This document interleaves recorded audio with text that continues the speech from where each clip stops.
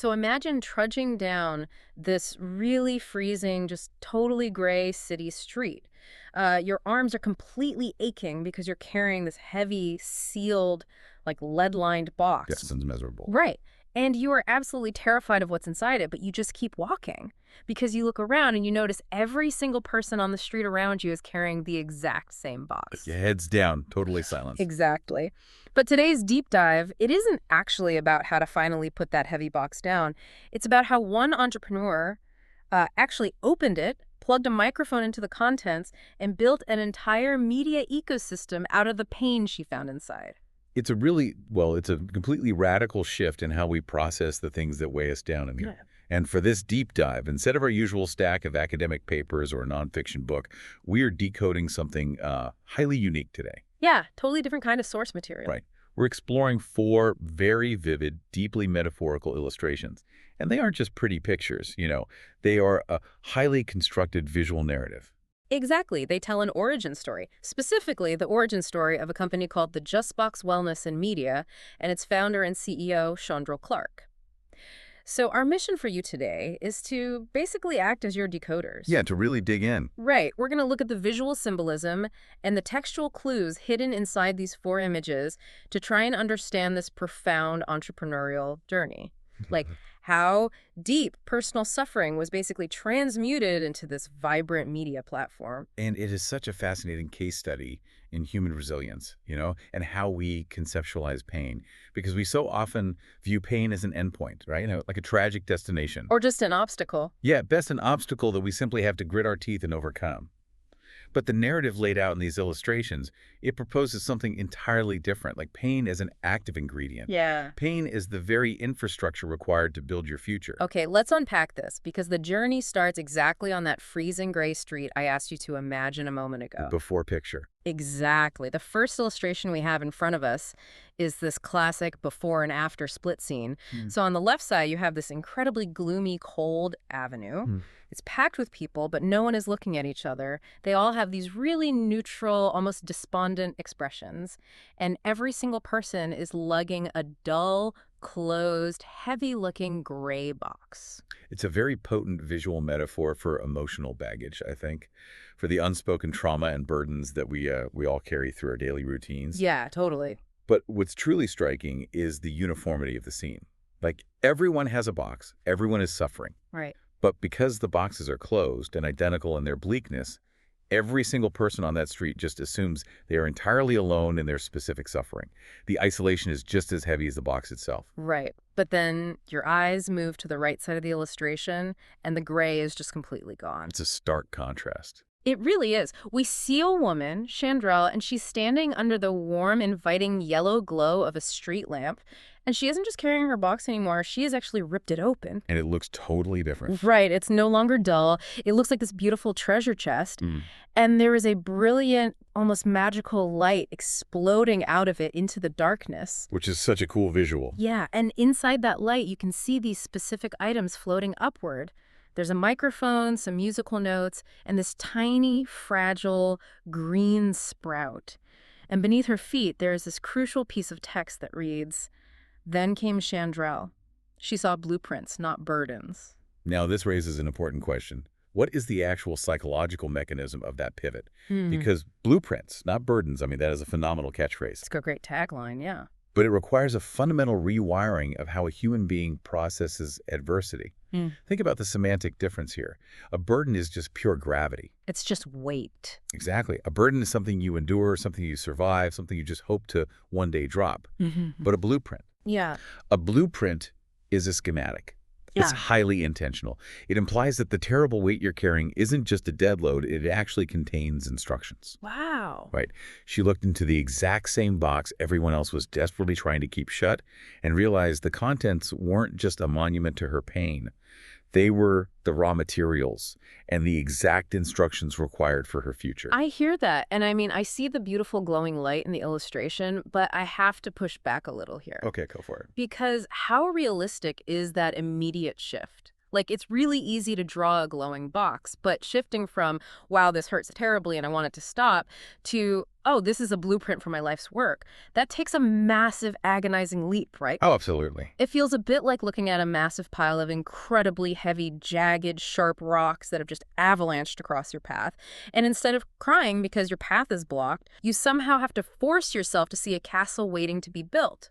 That doesn't just happen overnight because you stood under a warm street lamp. No, you are absolutely right to challenge that, because the visual medium here is doing what visual mediums do best, right? It's compressing time. Okay, yeah. The illustration is showing us the result of the leap, not necessarily the agonizing, messy duration of the leap itself. However, the specific choice of the word blueprint, I think that acknowledges the reality of that hard work. How so? Well, you don't just look at a blueprint and suddenly have a fully built house standing in front of you. That's a good point. You have to learn how to read the blueprint. You have to interpret its complex lines, gather your tools, labor over it for a long time. So the shift illustrated here isn't that the pain suddenly disappears or becomes pleasant. The shift is that the pain suddenly has utility. That distinction between the realization and the actual labor is crucial, and I want you listening to really think about the closed boxes you might have carried to work today, or the jagged rocks blocking your own career path right now. Yeah, that mindset shift is just the beginning. Right. Seeing them as a blueprint is just an internal mindset shift. It doesn't actually build the house. So to understand the how of this journey, how she took that realization and physically constructed something, we have to look at the specific tools she used. Which brings us to the second illustration. Exactly. That takes us from the street lamp to the desk. Yes, and it's a very specific kind of desk. It's a workspace of synthesis, really, where two entirely different worlds are colliding. So let me paint this picture for you. Right in the center of this beautiful wooden desk sits that glowing box, the lid open, light just pouring out. But look at what is surrounding it. On the left side of the box, you have deeply traditional, very solitary tools. Very analog. Yes, there's a classic analog clock, a quill pen resting on top of a stack of thick closed journals, and then one open journal filled with delicate cursive handwriting. It just screams quiet, solitary reflection. But then, on the right side of the desk, plugged directly into the side of the wooden box, is a modern computer mouse. And floating out of the box, mixing with that magical light, are digital sound waves and modern broadcasting microphones. It is the ultimate juxtaposition of the private and the public domain of healing. Historically, when we talk about dealing with trauma or, doing the hard work of opening our box, we are relegated exclusively to those items on the left side of the desk. Just journaling and crying. Exactly. The clock, representing the massive amount of time and patience healing takes. The journal and the quill, representing private therapy, solitary weeping, the quiet internal processing of grief. Yeah. But what this image argues is that solitary processing was only step one of Shandrell's blueprint. To build the house, she had to cross over to the right side of the desk. Here's where it gets really interesting, because in another one of the illustrations, there's a phrase that acts as a master key to this whole desk scene. It says, "Then inspired, pain became purpose, and whispers became entrepreneurship." Wow. Whispers became entrepreneurship. That phrase is the literal alchemy of the JustBox Wellness Media. That is the transformation happening right in front of us on that desk. Because think about it. A journal entry is a whisper. Right. It's private. It's written for an audience of one. It's safe because it's hidden. But by introducing the computer mouse, the sound waves, and the broadcasting microphones, Shandrell is doing something radical. She is weaponizing her vulnerability. Weaponizing it. Yeah, she's taking the private, fragile whisper and running it through a massive digital amplifier. This is a profound philosophical shift in the wellness space. It argues that true healing, at least in this specific founder's journey, could not remain a private affair. It had to go outward. It required a public voice. Yeah. It required taking the absolute darkest thing she owned and putting it in a broadcast signal. Weaponizing her vulnerability. I love the weight of that phrasing. But I do have to ask, doesn't that carry a massive risk? Well, because the word entrepreneurship usually conjures up images of like tech bros in Silicon Valley talking about profit margins and scale and disruption. By turning her whispers into entrepreneurship, is there a danger here of simply commodifying her own trauma? Like turning pain into just a consumable product for clicks? That is the tightrope of modern media, without a doubt. But look closer at the visual dynamics of the illustration. The mouse is plugged into the box. Oh. She is at the desk, actively working the tools. To plug a mouse into your own trauma means you're navigating it, you're editing it, and you're choosing exactly how it's distributed. It implies a profound level of mastery over the pain. You're in control. Precisely. You are no longer the victim trapped inside the box. You have elevated yourself to become the producer and the director of the box's contents. Commodification happens when you lose control of the narrative. Empowerment happens when you are the one sitting at the editing desk, shaping the story to serve a purpose rather than just generating a spectacle. She became the curator of her own experience, but if she's the producer and the director, who exactly is she broadcasting to? Like, who is the audience for this transmuted pain? And that logical progression brings us directly to the third illustration. Yes, which zooms way out to show us the ultimate ecosystem she built with those tools. So remember that gloomy, gray, freezing street from the first image? Where everyone was isolated. Exactly. Well, this third image is a vibrant, sprawling town square. The gray is entirely gone. It is totally sunlit. It is incredibly colorful. And right in the very center, towering over the avenue, is this beautiful, massive tree logo with glowing green leaves for the JustBox Wellness Media. It's a stunning visualization of scale. Yeah. We've moved from the solitary founder standing alone under a street lamp to an entire, fully populated community. This is what happens when the broadcast actually connects. Exactly. And lining this sunlit avenue are these little wooden kiosks. They look almost like tiny houses or podcasting booths, and they're all labeled the JustBox. People are gathering around them in droves. But the most striking difference isn't the architecture. It's the people themselves. They're still holding boxes, just like the despondent crowd in the very first image. Right, the baggage is still there. But they aren't gray anymore, and they aren't closed. Every single person in this town square is actively opening their box. And out of every single box is pouring that exact same colorful, glowing magic. The light, the sound waves, the musical notes, the ideas that Shandrell originally found in hers. Subtiges. Yeah. They're turning to each other. They're smiling. They're sharing the light from inside their boxes. And the banner anchored at the bottom of the scene reads, "Our promise is transformation." What's fascinating here is how it completely redefines the ultimate goal of wellness media. It shifts entirely from a centralized, solitary founder's journey to a decentralized model of community healing. Decentralized, yeah. The promise of the JustBox isn't merely that you get to tune in and listen to Shandrell's story. The product isn't just a passive piece of audio you consume on your commute. The product is the facilitation of a communal ecosystem. It's the creation of a safe environment where the listener is empowered and actually expected to become the broadcaster of their own open box. So I want to ask a clarifying question here because I think you listening right now might be wondering the exact same thing. What does this actually mean for the everyday people standing in that town square? That's a fair question. Like, is the message here that literally everyone needs to become a media entrepreneur? Does everyone need to go out, buy a microphone, and start a show about their deepest traumas? Or is this illustration more symbolic, like simply pointing to the liberating power of finally speaking your truth out loud to your neighbor? That is the central tension of the entire creator economy, isn't it? The pressure that if you have an experience, you must monetize it. But if we look closely at the action in this illustration, the kiosks are communal gathering points. Yeah. Not everyone is locked inside a broadcasting booth. Right, they're just on the street. Many people just standing casually on the street, opening their boxes and sharing the light with one or two other people standing next to them. So I would argue it's absolutely not a mandate that everyone must build a media empire out of their pain. Whispers becoming entrepreneurship was Shandrell's specific blueprint. Okay, that makes sense. For the wider community, the concept of entrepreneurship might simply mean taking ownership of their narrative. When you own a business, you control its direction, its values, its impact. Right. When you take ownership of your story, you control its impact on your life. The JustBox, as an entity, provides the town square, the safe space, the literal and metaphorical lighting. That makes the terrifying act of opening those boxes possible. That makes a ton of sense. It's far less about everyone rushing out to get an LLC and much more about everyone adopting the mindset of an owner over their own life experiences. Exactly. You're no longer walking down a gray street carrying a mystery box assigned to you by a cruel fate, right? You are the active curator of your own history. Precisely. And notice the physical mechanics of the light in the drawing.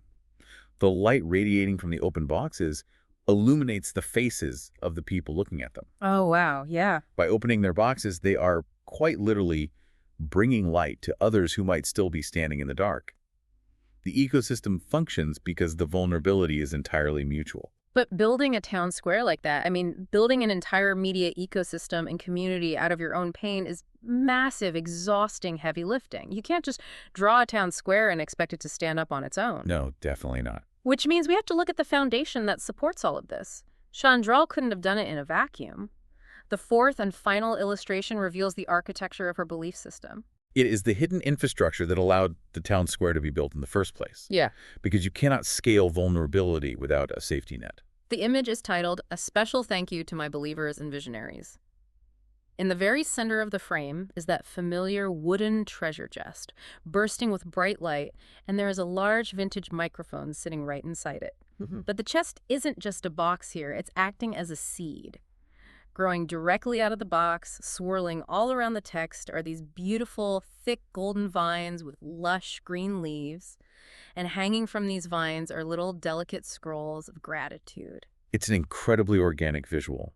The mechanical microphone and the rigid wooden box are generating biological, living, expanding growth. It shows that the technology is just a tool to cultivate human connection. And the specific groups she thanks on these hanging scrolls are so deeply personal. It's not the standard corporate, thanks to my angel investors, or thanks to my digital marketing team. Right. The banners read, "To the people who believed in me, to those who pray for me, thank you to my protectors, all who provided strength, every kind word and deed, and for your enduring encouragement." And anchored at the very bottom, "Thank you for believing in the mission to turn pain into purpose." If we connect this to the bigger picture of the entrepreneurial journey, there is one specific line in this illustration that is incredibly revealing. It says, "Those who saw this vision before I saw it." Yeah. That is a profound, almost staggering admission for a CEO to make. It speaks to the intense, terrifying vulnerability of early-stage entrepreneurship, especially when you're trying to build a platform based on your own processed trauma. Yeah, that line absolutely stopped me in my tracks before I saw it. But wait, doesn't relying on what is essentially borrowed belief contradict the empowerment of the earlier message? How do you mean? Like, if she needed all these protectors and visionaries to hold her up and see the vision for her, is she truly the empowered owner of her blueprint? Or is she just crowdsourcing her emotional stability? Where's the line between healthy community support and, like, a dangerous dependency? That is a brilliant pushback, because it strikes right at the heart of a very toxic modern myth. We idolize the lone wolf, self-made entrepreneur. You know the archetype, right? Yeah, totally. The grind set. Yes. The person who grinds in total silence, trusts absolutely no one, ignores the haters, and builds an empire purely on their own isolated grit. Shandrell is explicitly, aggressively rejecting that narrative here. Acknowledging that you needed someone to hold the vision isn't dependency. It's an acknowledgement of human limitation. Okay, yeah. When you are the deepest, darkest depths of dealing with the gray box, when you were just staring at those jagged rocks we talked about, you biologically and psychologically lack the perspective to see the castle. You were simply too close to the pain to read the blueprint. So you need an external perspective to translate it for you. Exactly. What this illustration acknowledges is the absolute necessity of external infrastructure. These believers, these visionaries, these protectors, they're essentially holding the vision in a blind trust. Wow. They're carrying the weight of the future during the months or years when the founder's own strength inevitably wavers. They act as mirrors, reflecting a potential back to the founder that the founder cannot yet see in themselves. The lone wolf myth is particularly dangerous when dealing with wellness and trauma, because solitary processing can only take you so far before it just turns into rumination. Think about a time in your own career when you were trying to make a massive pivot or trying to open a box you'd kept shut for years. You probably had a moment where you stared at the wall completely exhausted and thought, "This is a terrible idea. I can't do this." We've all been there. Right. And that is the exact moment where borrowed belief becomes your only infrastructure.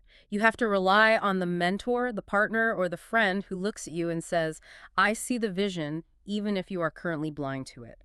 Keep going." The golden vines in the image literally wrap around and support the text. The community is the trellis that allows the seed of the idea to grow upward. Without the trellis, the vine just collapses in the mud. It is the perfect feedback loop. The people she's thanking in this final image are the earliest beta test prototype of the massive community she eventually built in the town square. When her belief ran out, she borrowed theirs. Yeah. And because they held that sacred space for her, she was eventually able to build a JustBox which now holds that exact same space for thousands of others. She scaled the very support system that saved her. So as we wrap up this deep dive, let's just look at the full, incredible arc of the journey we've just decoded through these 4 images. Quite a journey. It really is.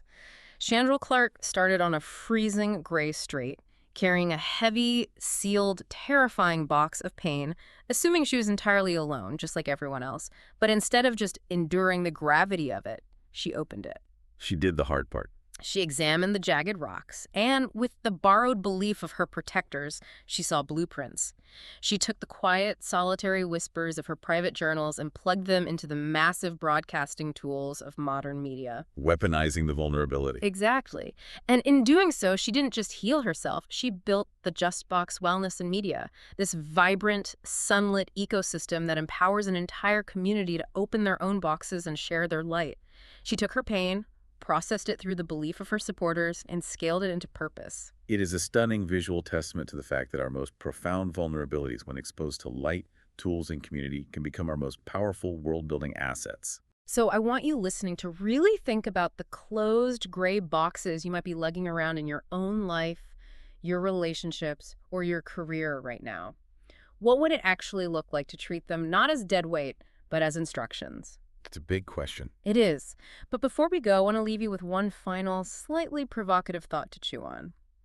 We've spent all this time exploring the beauty of Shandrell's vision, the profound idea that opening our boxes and broadcasting our pain creates a transformative community. Right. But let's extrapolate that out to its logical extreme. If we accept this premise, what happens to society when absolutely everyone begins broadcasting the contents of their open boxes? Oh, wow. When every single whisper becomes a broadcast, does the sheer, overwhelming volume of shared human trauma eventually dilute its impact? Does it just become the new background noise of the internet? Or does it form the foundation of a completely new, radical economy? An economy built entirely from the ground up on empathy? It's a heavy question, but it's worth unpacking.